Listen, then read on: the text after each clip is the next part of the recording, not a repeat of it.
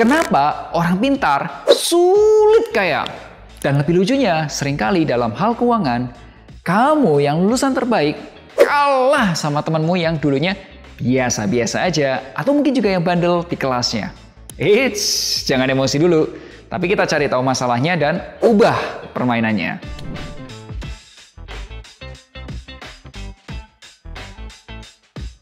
Hai, ketemu lagi nih bersama saya Melvin Mumpuni. Konten ini adalah konten refleksiku karena ada teman nongkrong yang nanya, Vin, kenapa ya orang yang dulunya bandel di sekolah, gedenya malah kaya raya? Padahal bukan pewaris loh, mereka juga ngerintis juga dari nol gitu. Nah, ketika dengar pertanyaan tersebut, saya terpikir satu buku nih dari Robert T. Kiyosaki yang judulnya Why A Student Works for C Students. Udah pernah baca belum? Saya pernah baca buku itu beberapa tahun yang lalu dan jujur sih sebenarnya lupa dengan isinya ya. Tapi menurutku ada 3 alasan yang menyebabkan kenapa orang pintar itu sulit kaya. Nah udah yuk kita bahas satu persatu dan sebelumnya kasih like dulu dong. Oke yuk kita bahas yang pertama. Banyak orang pintar itu takut mengambil risiko, takut gagal.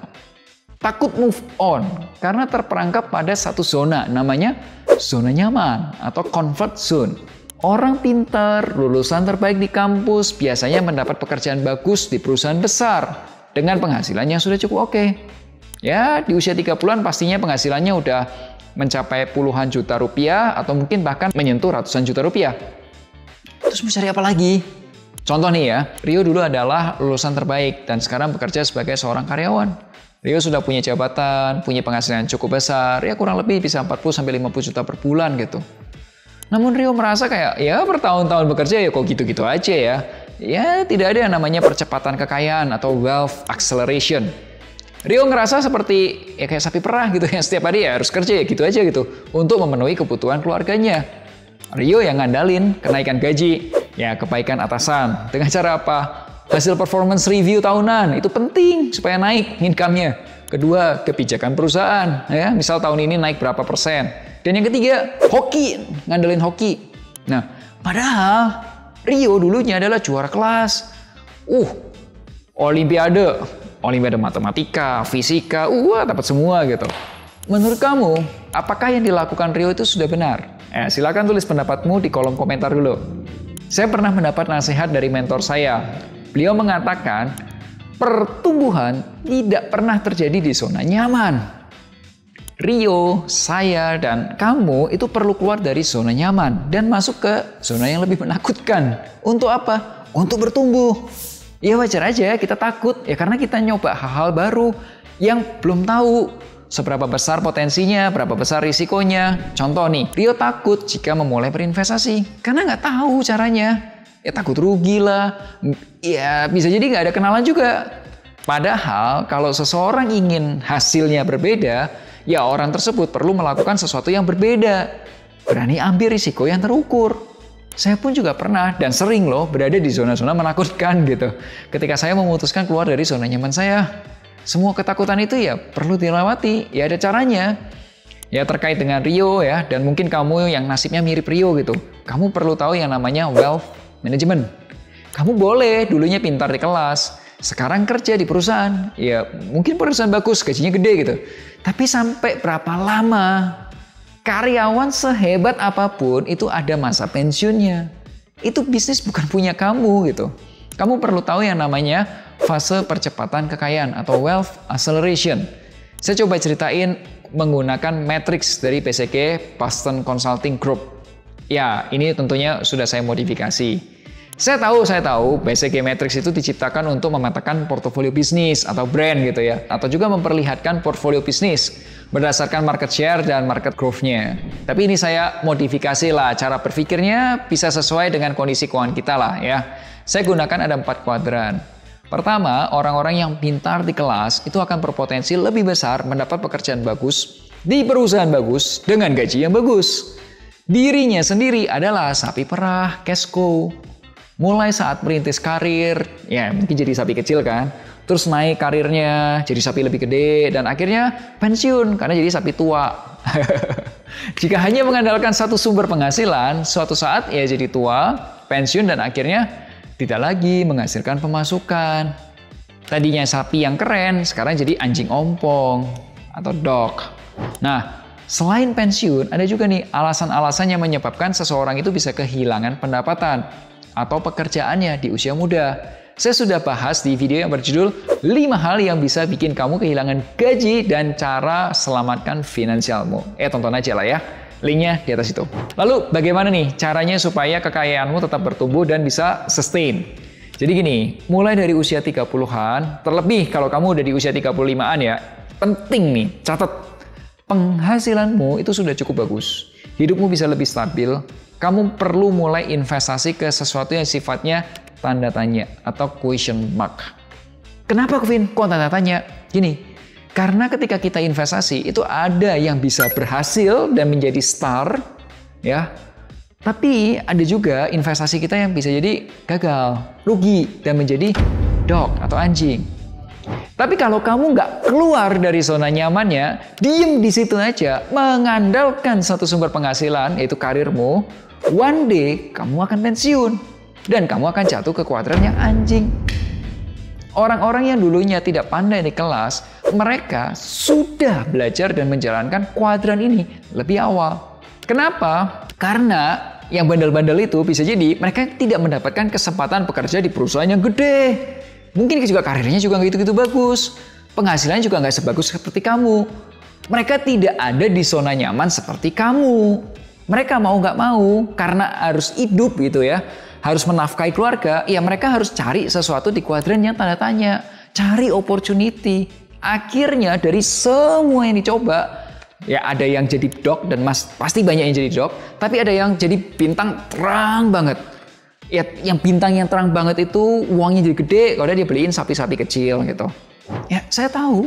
Kamu adalah orang yang sibuk dan sulit untuk harus mengawasi investasimu. Ya karena kamu harus lembur lah, dari pagi lah, meeting lah, morning briefing lah. Gini. Kami di Finansialku itu punya program pendampingan investasi. Intinya, kami bantu rekomendasikan, kami bantu update, kami bantu review investasi kamu secara berkala. Tapi gini, untuk informasi lebih lengkapnya, langsung aja deh hubungi ke nomor berikut ini, atau juga ke WhatsApp berikut ini, atau juga klik linknya aja. Kamu boleh tanya dulu ke admin kami di Finansialku, ini program pendampingan investasi itu kayak apa? Berapa harganya? Apa yang didapat setelah ikut program pendampingan investasi? Tapi gini, selain terlalu nyaman, masih ada 2 masalah lagi, yaitu,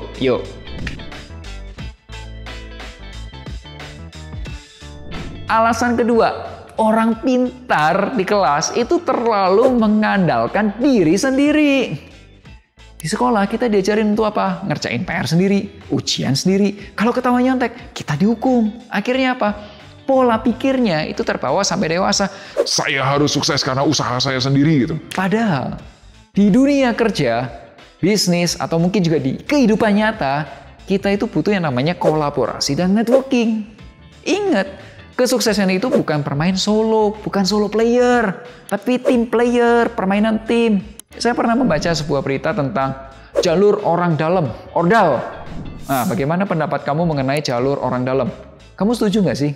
Ya, yuk, silahkan tulis pendapat kamu di kolom komentar ya.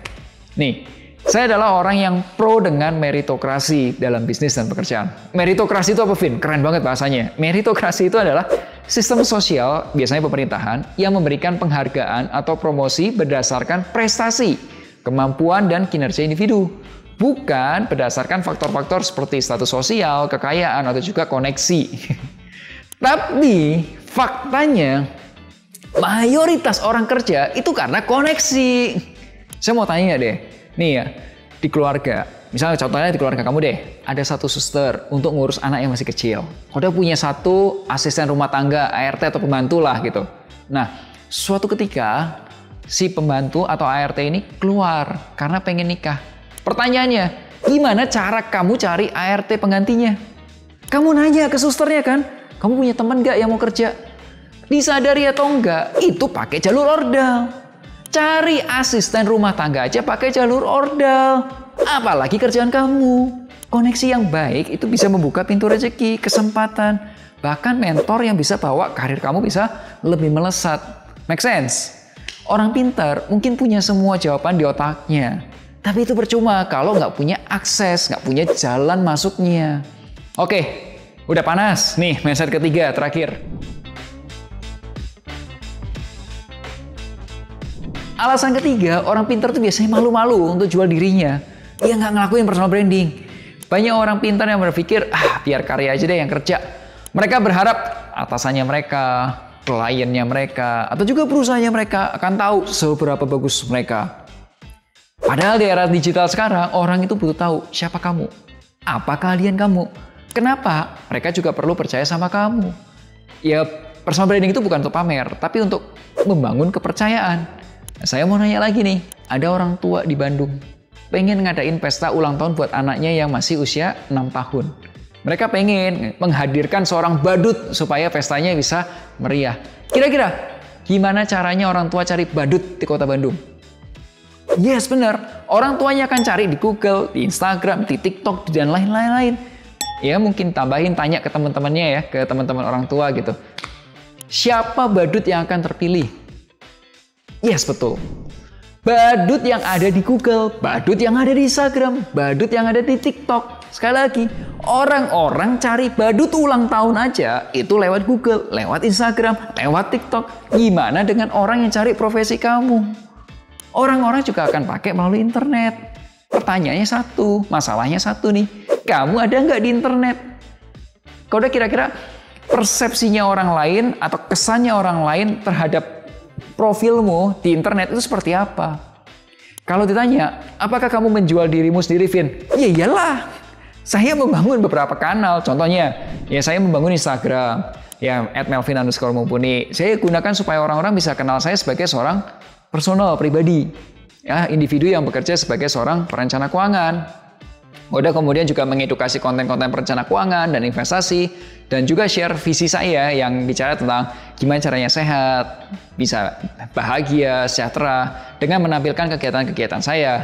Kemudian juga ada yang di Instagram saya share foto-foto pribadi dengan keluarga, teman-teman, dan lain sebagainya. Kemudian di kanal LinkedIn Melvin Mumpuni, saya gunakan untuk membangun kredibilitas profesional saya. Ya, saya share CV saya, kurikulum vitae saya supaya orang kenal secara profesional. Background pendidikan, pengalaman kerja, sertifikasi, lisensi, dan lain sebagainya. Saya juga share tulisan atau pemikiran dalam bentuk video yang seperti saya buat, artikel, liputan di media. Dan di LinkedIn juga saya share kegiatan profesional. Ya, contohnya ngisi in-house training, menghadiri acara-acara profesional, dan lain sebagainya. Termasuk di LinkedIn saya juga share pencapaian-pencapaian di bidang profesional. Contoh, dapat penghargaan, dapat sertifikasi baru, dan lain sebagainya. Terakhir, di website saya pribadi, saya gunakan sebagai inspirasi Melvin sebagai individu. Saya share tulisan dan pemikiran yang sejalan dengan visi pribadi saya. Ya tadi, yang di bidang kesehatan, emotional intelligence, keuangan, dan lain sebagainya. Saya juga share portofolio kegiatan dan informasi mengenai layanan produk, dan juga tempat untuk saling berkorespondensi. Seandainya ada seseorang yang ingin menghubungi saya. Gini, cara pikirnya adalah informasi di internet itu fungsinya memasarkan dirimu. Jangan bingung, kenapa susah punya penghasilan besar? Kalau di internet tidak tersedia informasi yang menjual dirimu. Jadi udah jelas belum? Pinter di sekolah itu penting. Tapi itu bukan satu-satunya syarat untuk jadi kaya. Kamu perlu keluar dari zona nyaman, mulai berani investasi, bangun jaringan, dan jangan takut untuk melakukan personal branding.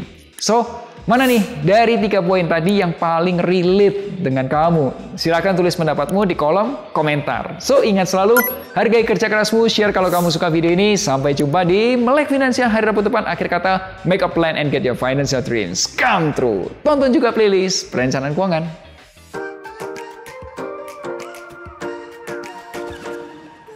Wujudkan masa depan.